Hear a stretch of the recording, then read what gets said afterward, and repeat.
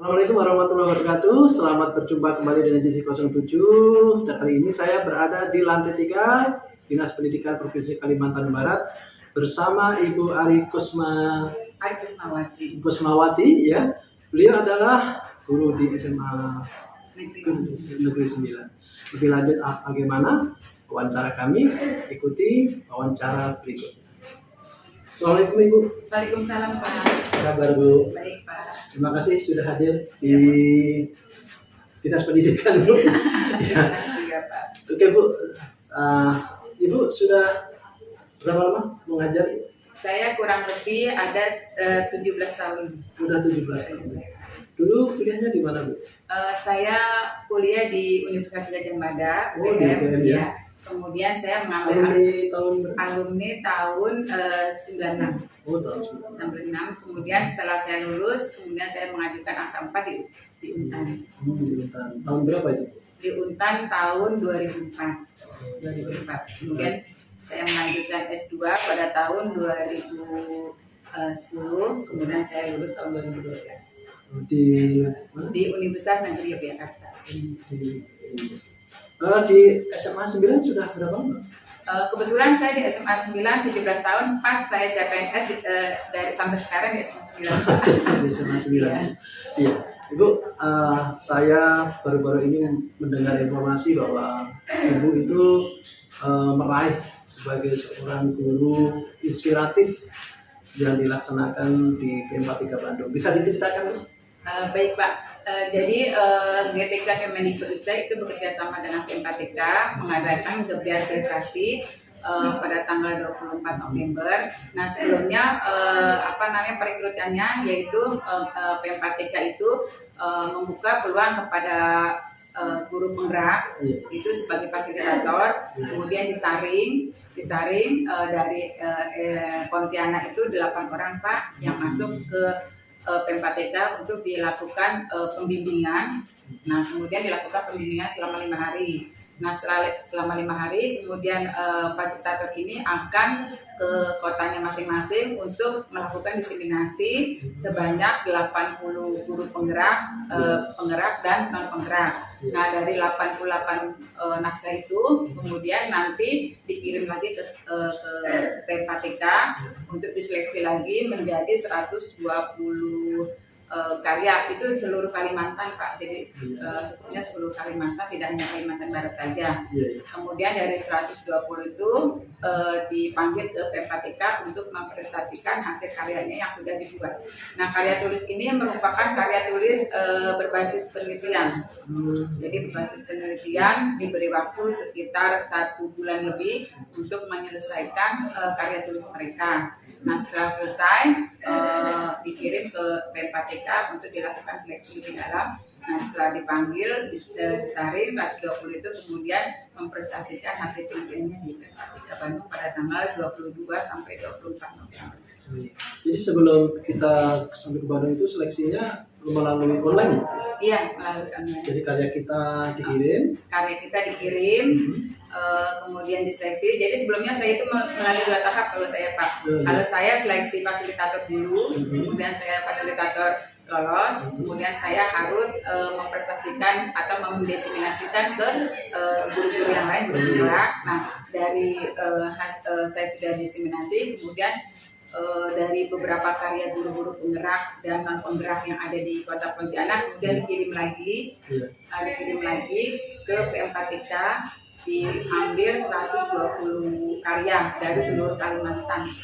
Oh, dari region Pontianak. Region Kalimantan ya. Provinsi Kalimantan. Ya. Itu dari Pontianak atau dari Kalimantan Barat ada berapa? Kalimantan Barat yang tersaring hanya 16 orang. 16 karya. 16 karya. Ya.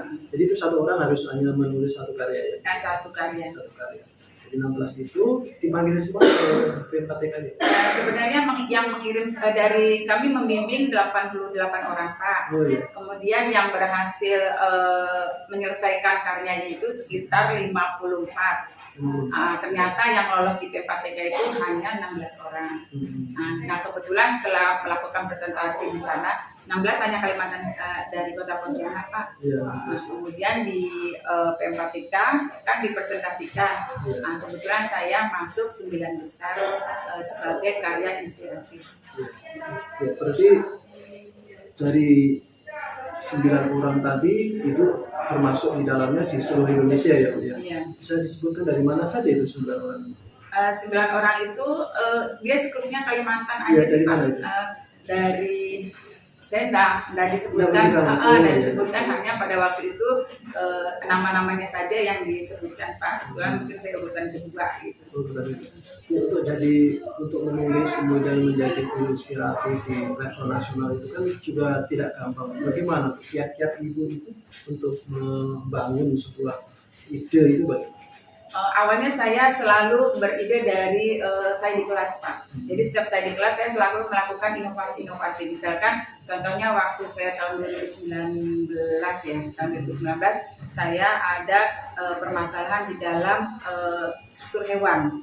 Struktur hewan itu kenapa siswa itu tidak bisa menghafal, kemudian mempelajari ini, kemudian memang membosankan. Kemudian saya hanya membuat alat peraga gitu kan, alat peraga kecil ya untuk kayak matchbook ya. Untuk kemudian sebenarnya itu permainan anak-anak kecil sih Pak. Kemudian saya usahakan untuk permainan SMA. Kemudian berhasil. Nah siswa lebih enak gitulah. Nah dari hal sekecil itu kemudian saya berusaha menulis gitu kan, menulis. Nah kemudian saya kirim, alhamdulillah dipanggil oleh GTK Kemendikbud. Nah dari situlah saya selalu mencoba dari hal yang kecil untuk setelah berhasil kemudian saya tulis dan seterusnya seperti itu. Ya, berarti tahun 2019 itu juga pernah ikut ikut lomba juga ya? Iya. Apa nama lombanya? Inovasi pembelajaran untuk SMA. Oh, Jadi ya? Inobel. Ya. Itu bagaimana Bu? Bisa ceritakan sedikit tentang proses seleksi Inobel? Kalau proses Inobel gini Pak, awalnya sebelum menjadi finalis ada pemanggilan untuk terlebih dahulu. Nah itu disaring Pak dari 19.000 guru, kemudian disaring menjadi 120. Jadi 19 ribuan guru tuh ya Pak ya. Kemudian seluruh Indonesia. Ya seluruh Indonesia Pak. Disaring 120 untuk di BIMTEK. Nah dari BIMTEK itu kami diberi Pak bagaimana cara membuat proposal, bagaimana cara tulisan yang baik, langkah-langkahnya seperti apa. Kami itu dibimbing di situ. Nah setelah di BIMTEK, kemudian kami kembali lagi ke daerah masing-masing untuk melakukan riset. Nah setelah riset selesai kami kirim lagi Pak. Nah nanti dari seleksi dari kiriman lagi kami diseleksi lagi berhasil 80 guru. Nah 80 guru dipanggil lagi untuk mempresentasikan hasil karya yang sudah dibuat. Nah dari presentasi tersebut kemudian dipilih 3 besar, 3 besar untuk SMA, kemudian SMK. Nah, jadi diambil yang 3 besar saja. Dan itu masuk 3 besar. Dan saya kebetulan alhamdulillah masuk 3 besar untuk kategori guru SMA. Oh, ya. Biologi Bu ya? Ya. Biologi. Ya. Kembali ke soal tadi Bu yang guru inspiratif tadi. Itu bagaimana kaitannya dengan tugas nanti sebagai guru penggerak?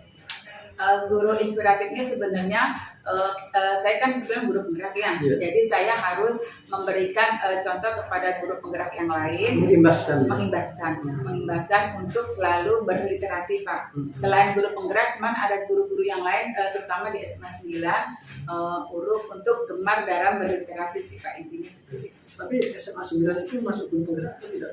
Kebetulan masuk. Kebetulan di SMA 9 itu terbanyak 4. Ada guru penggeraknya 4? Iya, ada guru penggerak yang 4. Ya. Guru apa saja ya Pak? Guru matematika, guru geografi, dan guru fisika.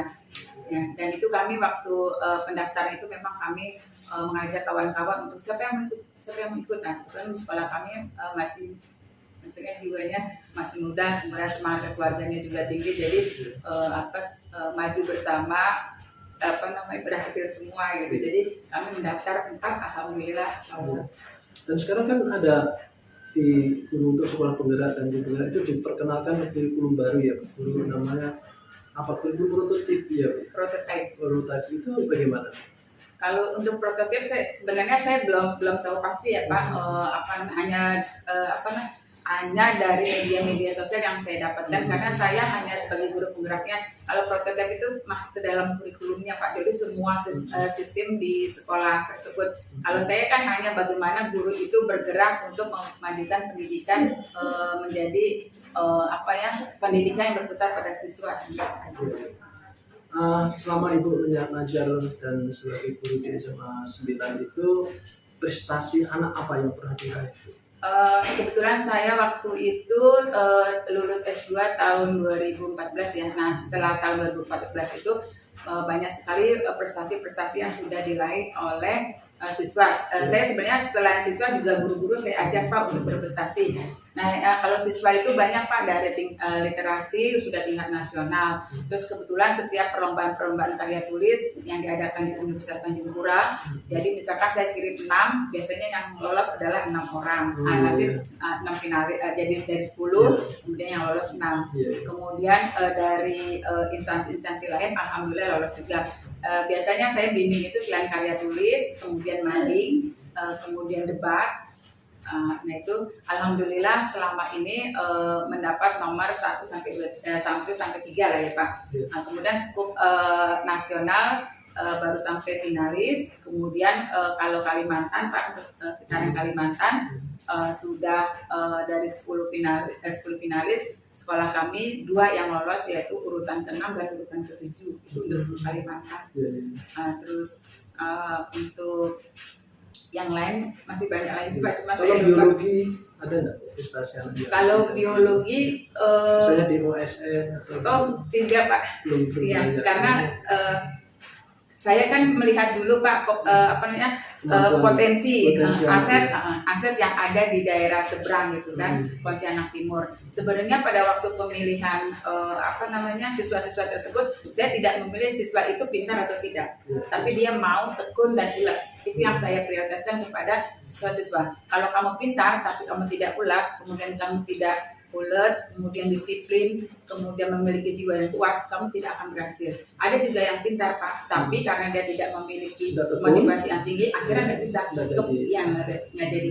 Biasanya saya kategorikan, kalau siswa ini pintar, tekun, ulet, motivasi tinggi, pasti akan tingkat nasional. Terus kemudian pasti akan juara terus gitu kan. Tapi kalau yang pintar, malas dan sebagainya, biasanya nggak masuk finalis Pak. Iya, agak ada ya, karena motivasinya kurang.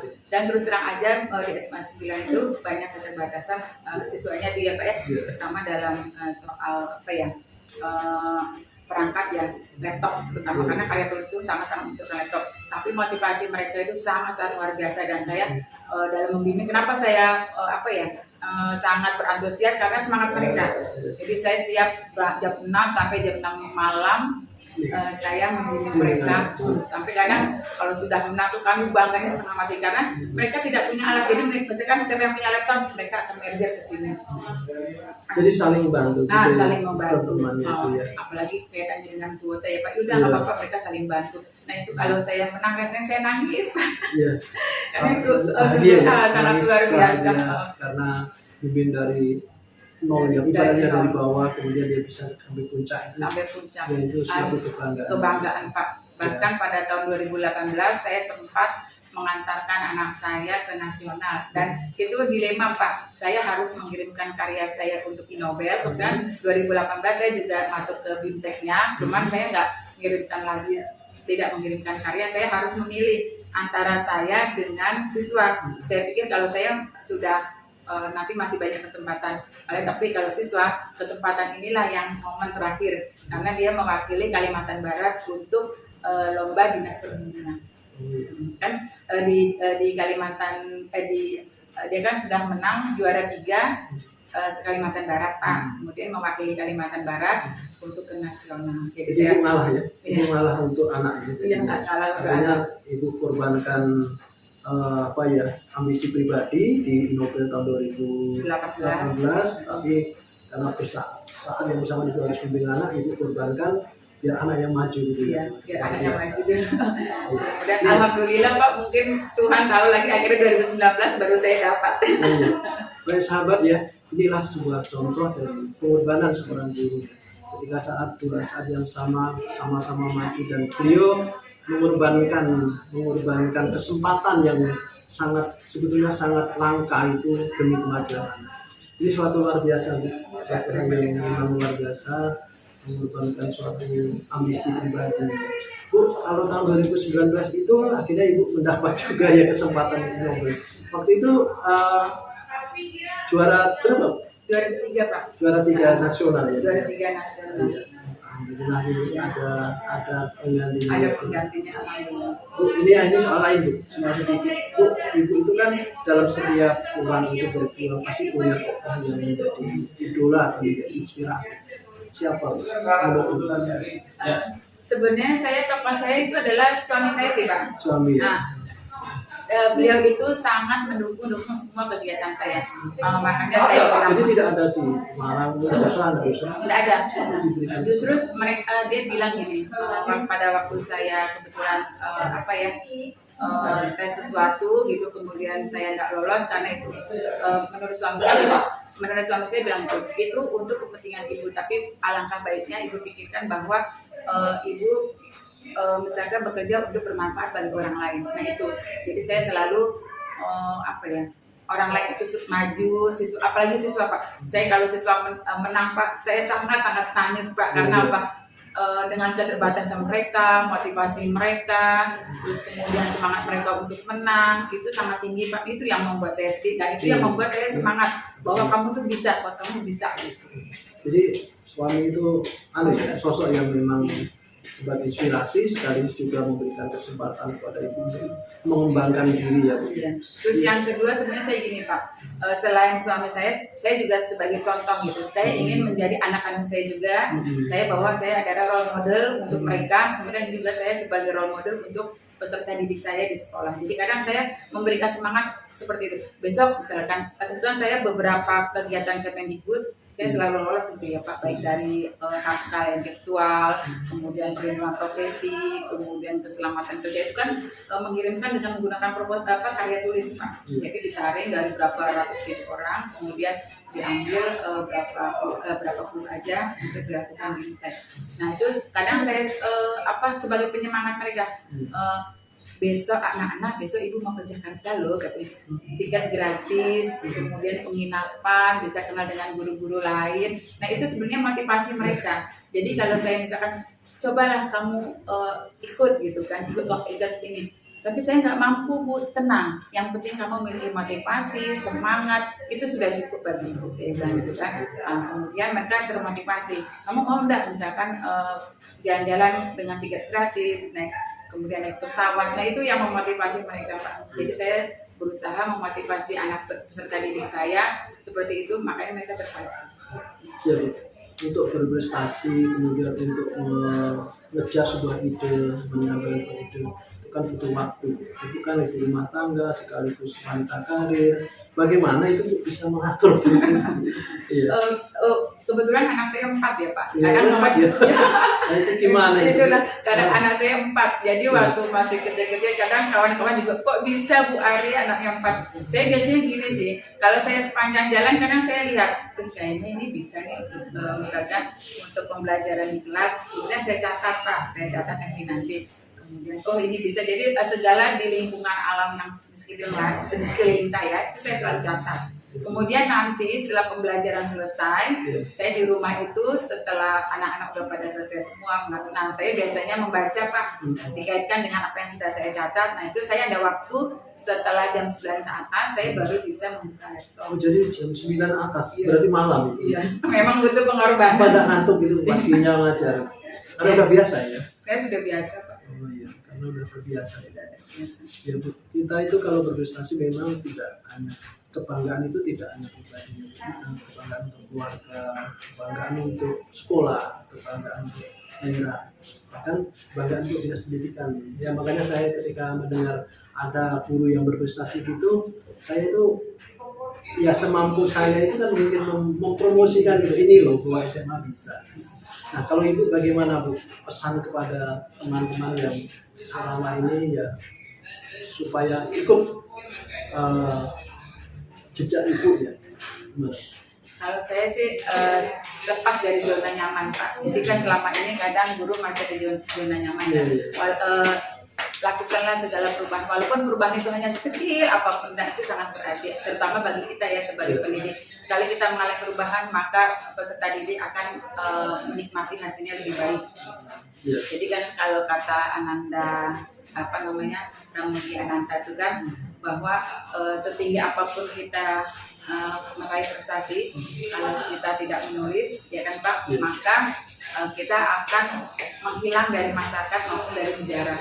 Makanya menulis itu adalah merupakan kegiatan bagian. Nah itu saya baca dari situ aja Pak. Ya luar biasa. Iya, memang dari tulisan Ibu itu nanti sepanjang masa, sepanjang itu tasbih masih ada akan dikenang orang. Tapi kalau tidak menulis memang. Baik Ibu, terima kasih sudah meluangkan waktu kepada kami. Ada satu lagi Bu bisa menyampaikan pesan-pesan untuk teman-teman guru, untuk warga mungkin. Silahkan Ibu, saya beri waktu. Baik, saya hanya menyampaikan pada guru-guru hebat, terutama Provinsi Kalimantan Barat, mari kita maju bersama, majukan pendidikan supaya peserta didik kita meraih prestasi setinggi-tingginya untuk berkancah di dunia nasional. Oke Bu, terima kasih, sukses selalu. Kami mengucapkan sukses, mudah-mudahan ini ada kesuksesan yang bukan yang terakhir, tetapi merupakan kesuksesan yang pertama dan untuk kesuksesan berikutnya. Semoga selalu semangat, sehat selalu ya Bu ya. Terima kasih. Assalamualaikum warahmatullahi wabarakatuh. Baik sahabat, demikian bincang kami dengan Ibu Haris, mudah-mudahan bermanfaat dan bisa menginspirasi Bapak Ibu guru dimanapun berada, dan sampai berjumpa di tokoh inspiratif selanjutnya. Terima kasih. Assalamualaikum warahmatullahi wabarakatuh. Selamat siang ya. Jauh-jauh. Salam untuk Pak. Ini ya Pak. Ini masih kenal tanya aja. Oh iya, iya. Oke. Apa aktif asesor ya? Enggak, saya kebetulan pengurus Pak. Oh, pengurus Pak. Ya. Saya sering itu share, memang share YouTube saya di grup asesor. Ini nanti pasti saya share. Terima kasih ya Bu.